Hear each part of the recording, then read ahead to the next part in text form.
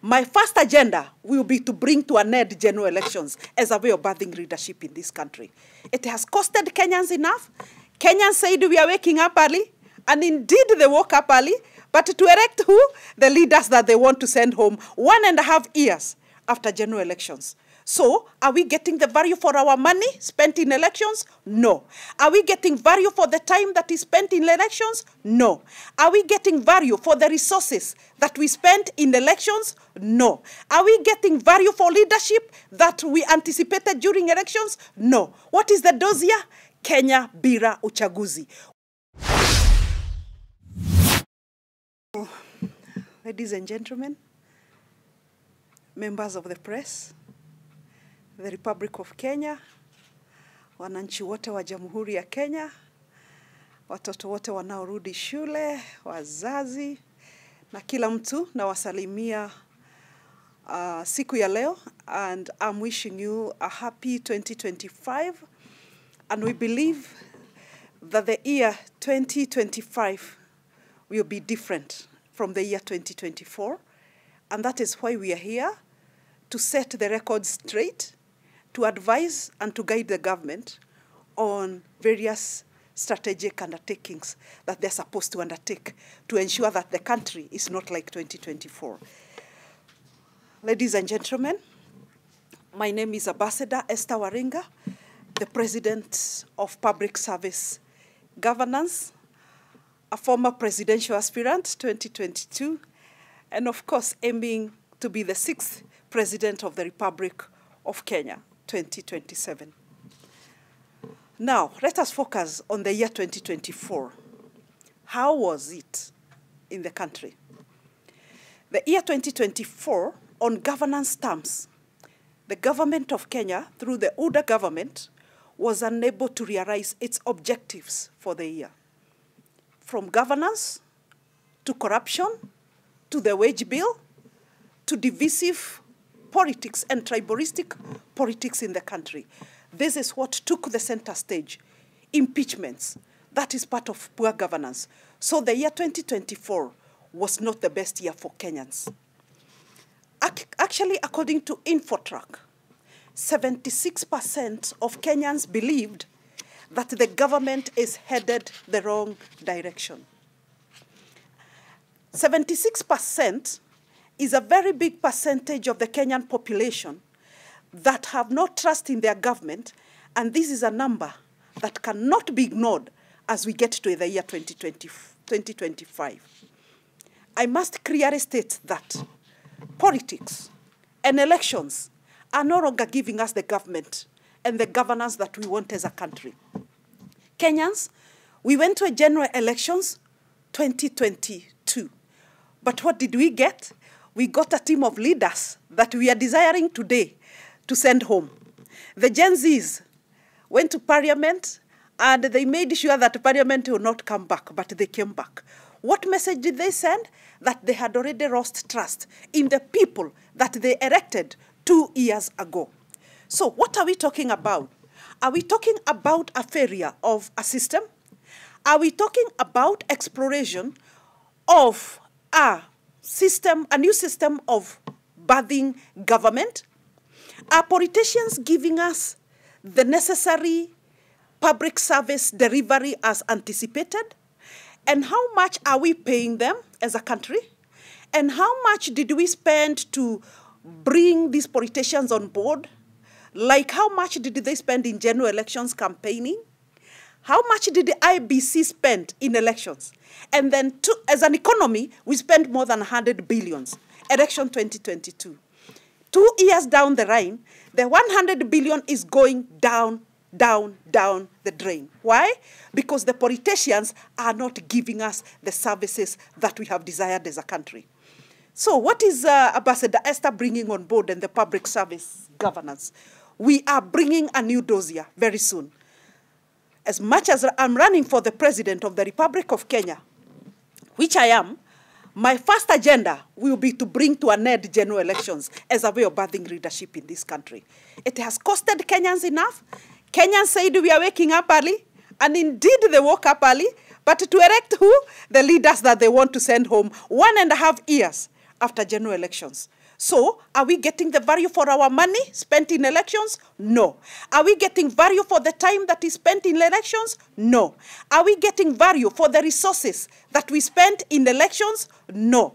Are we getting value for leadership that we anticipated during elections? No. What is the dossier?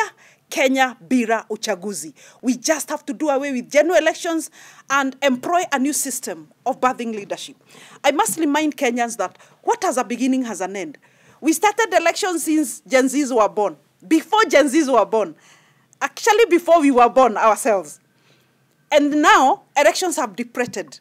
We are not getting results. We are not getting what we want. So what do? We transit to the next level.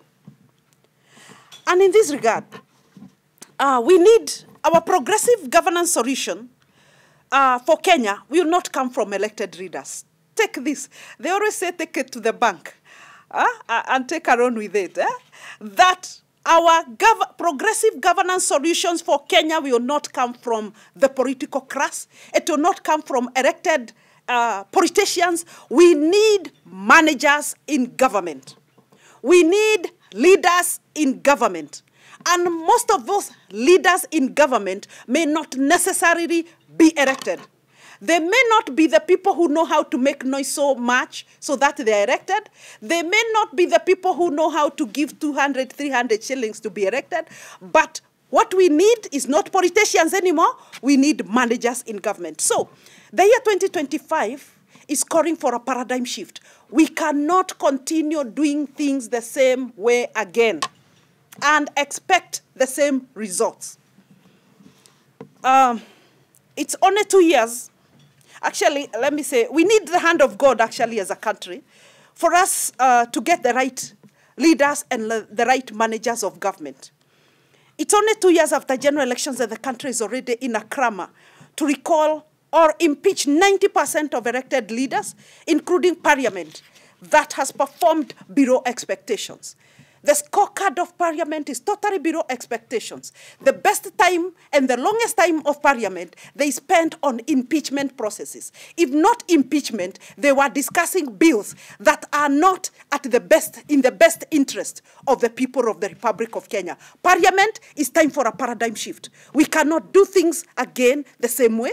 All bills to be discussed in parliament going forward, there must be bills that are people-centered, that are city-centric, that are citizen-centric, that are taxpayer-centric as well. Ladies and gentlemen, the longest time I've been campaigning for Kenya Bila Uchaguzi, for the longest time I've been campaigning for Kenya without elections. We look forward to establishing an alternative system of governance based on vetting and appointment of leaders other than the divisive, expensive, violent, destructive, and tribalistic general elections. What has a beginning has an end. Even the constitution of IBC is already late. I think systems are collapsing. It is very evident. But for brilliant and bright Kenyans, when the electoral system is collapsing, so what is the alternative? The alternative would be vetting and appointment of leaders. We call it public service system of government, where we only vet and appoint leaders. Kenyans, we are aware that the president of the judiciary was not elected. The president of the judiciary was vetted and appointed by the Judicial Service Commission. We would want, going forward, we establish a commission, a governance commission that will be able to vet and appoint the head of state and government. And when they fail to perform, of course, the same system will send them back home. But the current electoral system has failed us totally. Ladies and gentlemen, we look forward to establishing an alternative system of governance based on vetting and appointment of leaders. I'm running for the 6th president, and my first agenda in my manifesto is to eliminate general elections as a way of birthing leadership and introduce vetting and appointment of all leaders and state officers that serve government, that serve the people of Kenya, rather. Ladies and gentlemen, corruption has totally eaten into the moral fabric of our government and society. So much misappropriation of government development fund was experienced in the year 2024. We saw it. Did I hear that even the parliament was being bribed to do impeachment? Where did that money come from? How much money was donated to the churches? Can this stop in the year 2025? We would want to see responsibility in government in the year 2025.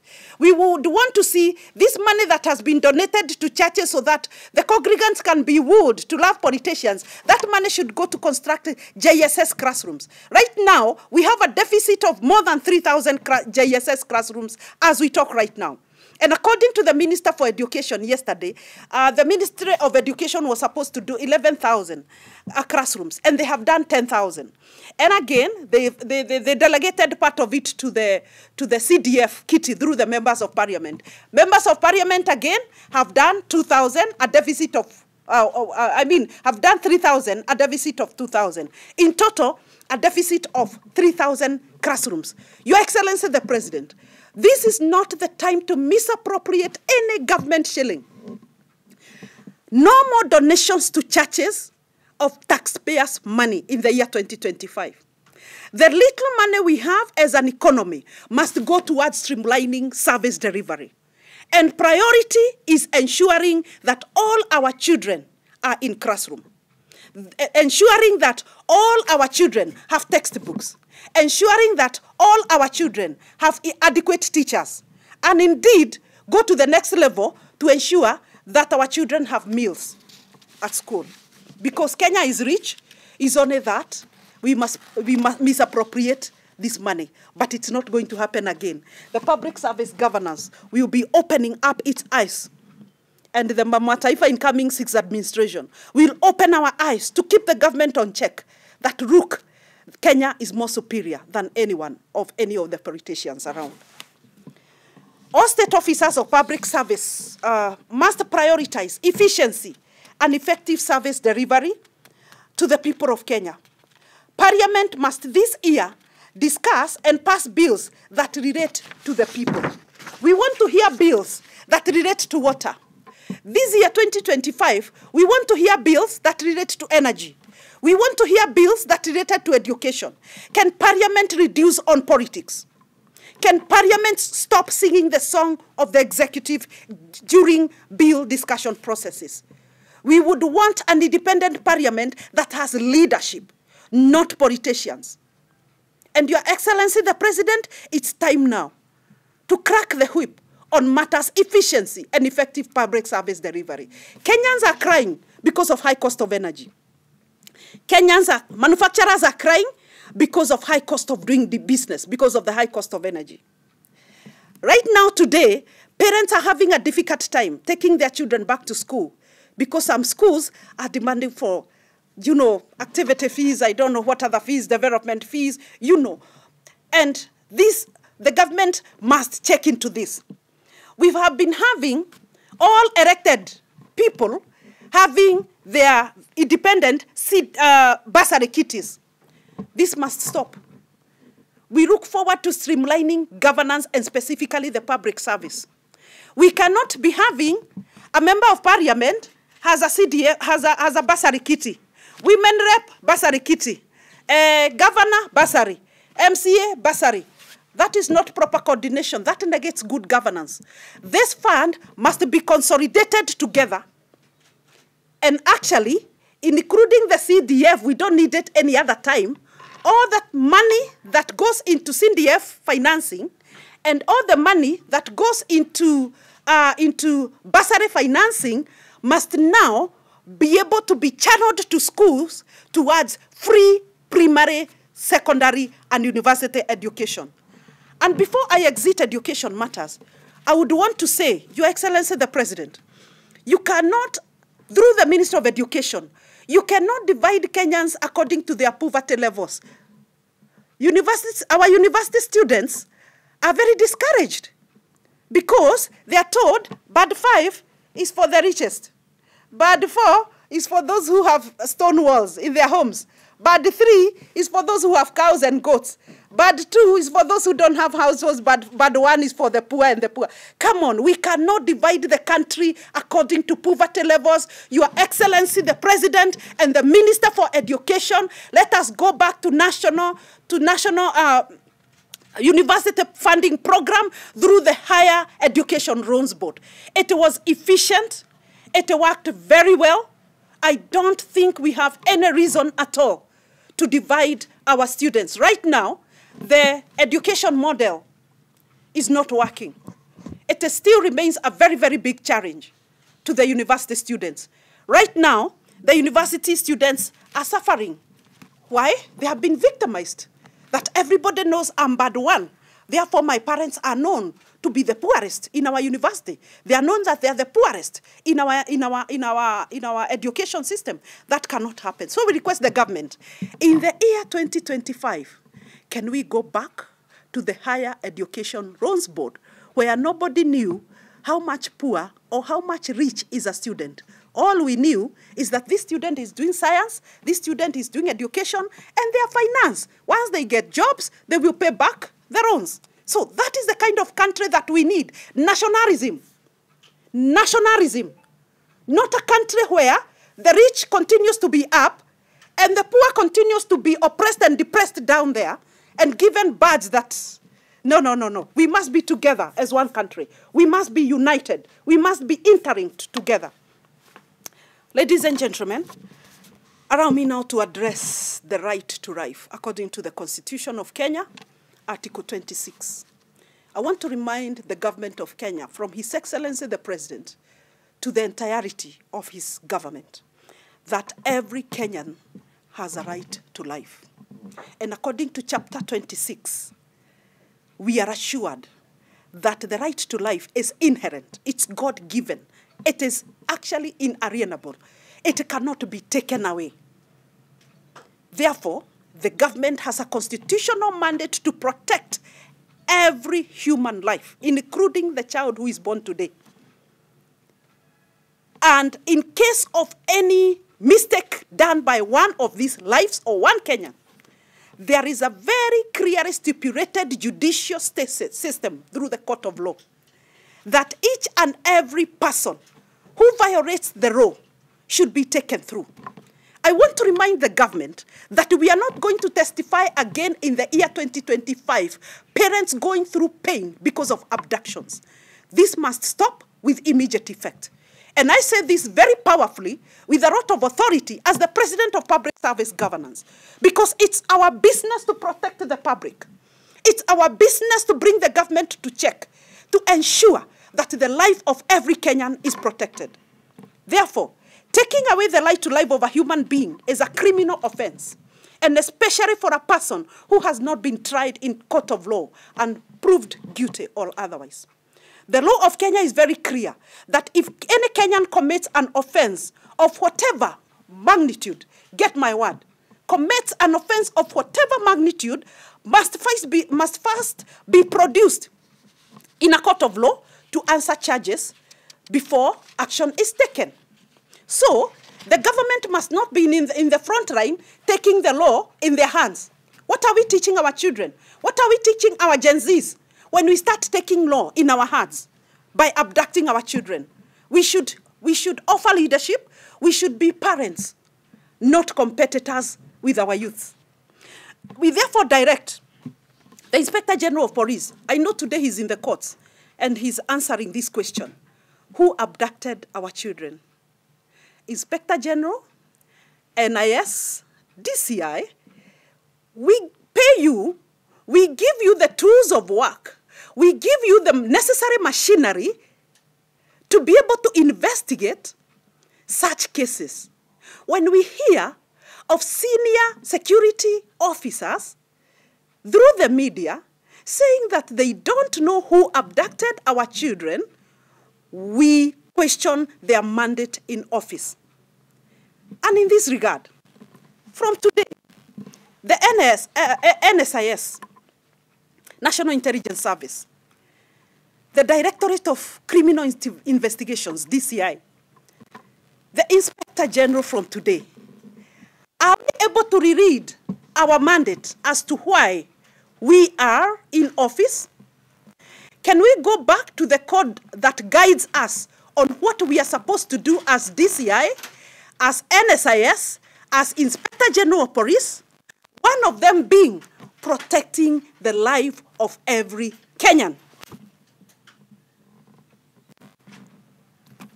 Once we read that statement, then we will refrain from saying that I don't know, as an Inspector General, as a DCI, I don't know who abducted who. Why have we equipped you as taxpayers with machinery of investigations? And if you need much more high-level machinery or instruments of investigations, we can organize for that as Kenyans. But telling us that you don't know how our children are abducted as the people of Kenya. Tafadhali, people must know why they are in office. The public servants, state officers must know why they are in office. And I want to believe, because today the IG is in the court of law answering this, he will be able to come out clearly and tell us, are Kenyans safe? Our students, as they go back to school, he should be able to tell us, are they safe? Whether they are traveling from Nairobi to the farthest distance of the country, are they safe? We would want to hear this from the Inspector General of Police, DCI, NSIS, and the last. Ladies and gentlemen, we therefore direct the Inspector General to produce all Kenyans who have been abducted away from the 5 who were released yesterday. During the Gen Z protests, we had a total of 82 Kenyans. I know a few were found, but still records state that there are Kenyans who until today are not found. We don't know where they are. In this regard, Zipporah. Sorry. Yes. In this regard, the Kenyans who are still missing, having directed that the DCI, the NSIS, the other organs of our security agencies get to understand better their mandate and get to reread again why they are in office, we would like to have 0 abducted Kenyans records from today. We would want to have records reading 0, that no Kenyan now is missing. So this should be done within the shortest time possible, because these state officers continue to draw salaries from Kenyans' taxes. So, ladies and gentlemen, away from that, and before I exit the abductions, I would also want to talk to our Gen Zs that they say respect is not bought. When you have a senior authority or a senior person in your neighborhood, whether your parents, your aunties, your uncles, your teachers, your lecturers, your senior officers of government, it is very well that we inculcate a culture of respect, non-discrimination, and we are able to take care of really what comes out of us, so that we cultivate nationalism. From the topmost authority to the child who is born today. We must inculcate nationalism. We must respect each other to a point where even if the government has made a mistake, there is always a way that we can be able to tell them that, look here, you have made a mistake here. It is time for you to do something different. This is what we want. We want change. There is always a respectable way of ensuring that we really don't threaten the life of anyone. So, ladies and gentlemen, allow me now to discuss the economy. According to our records last year, the economy was not doing very well in the year 2024. It is a year that we saw many investors pouring out of the country. That was very, very evident that many investors in the country were pouring out, were going to Tanzania, Uganda, Ethiopia, and other countries, because our country did not give a conducive environment for them to invest here in Kenya. Equally, Kenyans complained, and I remember when Gen Zs went to the streets, it was about high cost of living and poor governance, bad governance. I'm coming to bad governance, but for now, I'm discussing the economy, that Kenya continues to suffer under a melting economy due to lack of prioritization of government development agenda. I think when President Ruto and his government were coming into power, they came into power promising us promising Kenyans, look, we have the power, we have the knowledge, we have the intellect to be able to grow your economy. But 2 years down the line, that has gone under the waters. It has not been realized. Indeed, the economy is retrogressing. So, what has happened in government? Projects that are aimed at injecting GDP, that is the gross domestic product growth, have not been given a priority and focus they deserve.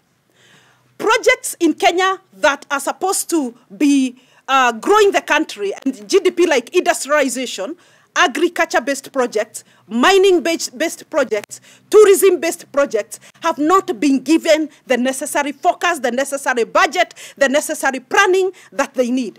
Instead, the government prioritized assets. Let me read for you. The government must move with speed to prioritize projects such as agriculture, industrialization, tourism, and mining that can help the economy grow. Housing is a dead asset. This is why the economy is dying, because we started with dead assets. It is okay, people need housing, but when you grow the economy, people will build their own houses because they will have money in the pocket. So we started with housing, and it is a dead asset. It is not producing, it is not multiplying. But it starts with agriculture, starts with industrialization. Industries are growing, industries are employing, industries are giving the economy a boost. But when you start with the dead asset, right now, how many houses are dead? In terms of, you're telling us you have constructed them, yeah? But who are they helping at the moment? After the mercenaries, after the carpenters, after the engineers did their work, after the quantity surveyors did their work, structural engineers did their work, they left. They left the building. That's a dead asset.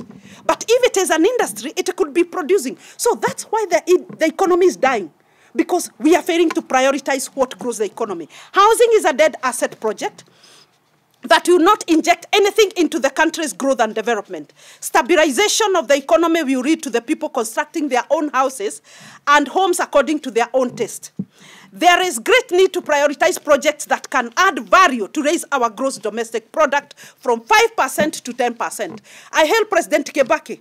He grew the economy almost beyond 6%, almost heading to double digit. Now, our economy is retrogressing. Why? We have not prioritized as a government what needs to be done. This calls for majority depoliticizing government development agenda and embracing high level of professionalism in public service through prioritizing the development projects that inject money into the economy. And also, all management for public service must be channeled to the right projects that will benefit the taxpayers. Please, all money that we are paying to government must be channeled to the right project that will benefit the people of Kenya. You know, we should be having a growing economy. Every day the economy should be growing. And what will grow that economy? The project, the government development that is injecting money into those projects. But what are we doing? Zero. Dead assets. Now, ladies and gentlemen, I'm done with the economy. According to last year, allow me to talk about education, specifically the JSS, although I had mentioned it earlier, that education is key towards a country's growth and development.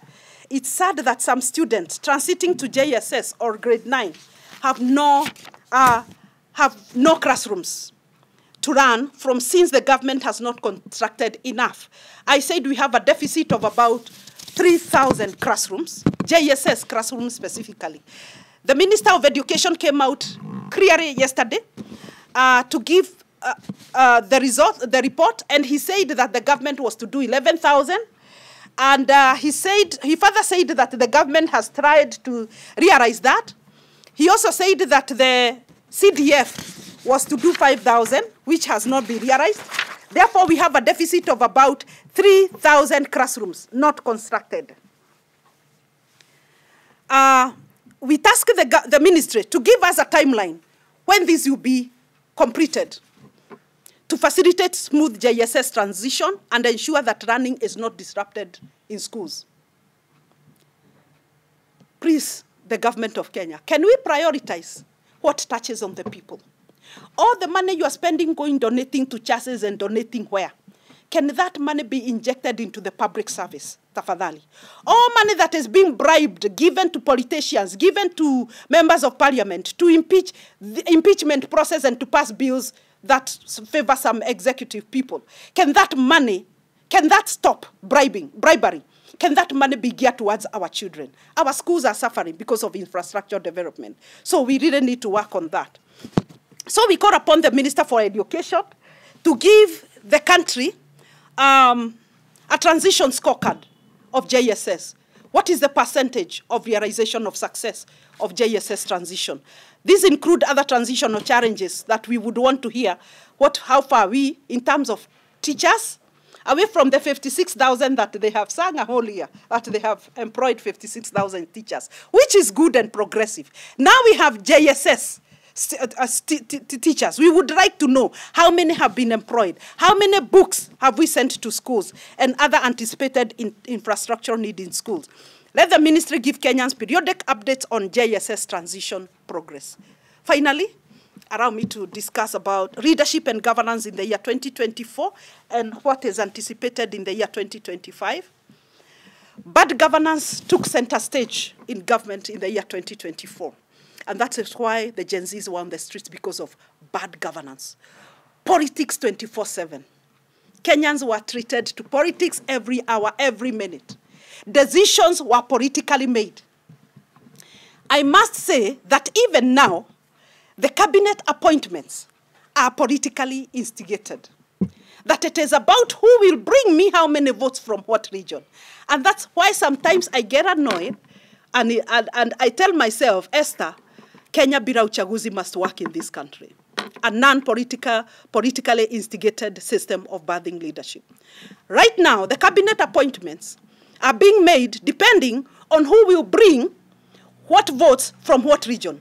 You are forgetting that what Kenyans need is water.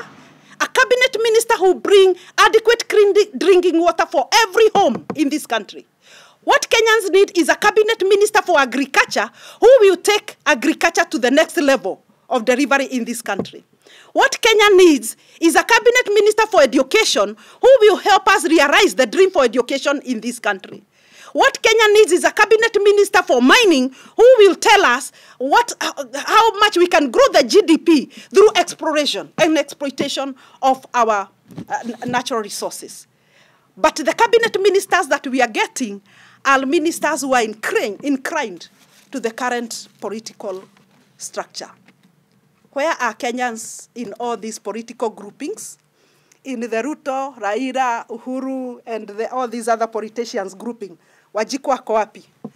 Na ndio tunasema, that's why I'm being pushed by my spirit to run for the 6th head of state and government, where we totally depoliticize public service delivery, because Kenyans are getting tired every day.